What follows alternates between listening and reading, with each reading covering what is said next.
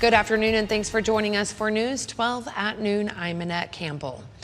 Well, strong storms blew through Texoma last night. Bonham took a hard hit. News 12's Olivia Thompson is there, where several businesses have been affected by this possible tornado. Olivia, what have you found so far?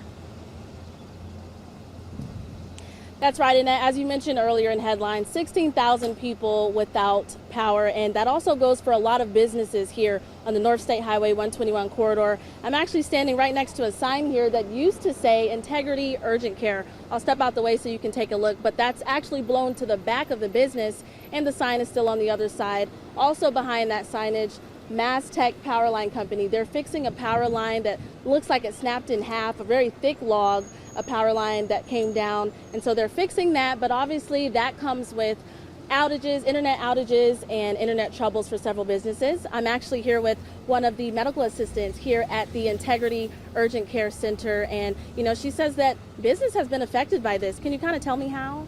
Yes, we opened up at 8 o'clock and we had to unfortunately turn 3 of our patients away to our other facilities in Anna Durant, which are 30 minutes away.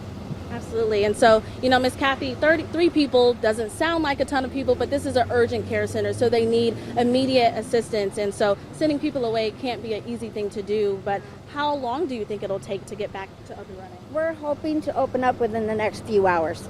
Awesome. A lot of people have come through here asking if they're open, but also, you know, asking when will all of this be over? You know, there's a lot of answers that we don't have just yet, but thankfully we can report that no serious injuries have been reported. We've drove around and saw a lot of downed trees, very huge trees, years old trees in neighborhoods that have fell through roofs, and we'll get you some video of that later in our shows. There will be a formal press conference that the city is holding at City Hall today at 3 p.m. and they're still going to do their normal council meetings at 5:30. They'll talk more about, you know, what the emergency manager of Fannin County has to say about how much damage has really been done. I also spoke with the fire chief, Chris Hughes, earlier this morning, who was even too busy to interview because he was speaking with the state. So it is a grave issue. I'm here trying to get as many perspectives as I can, but that's all for me right now live in Bonham. Thank you, Miss Kathy, for talking to me. Back to you in the studio, Annette.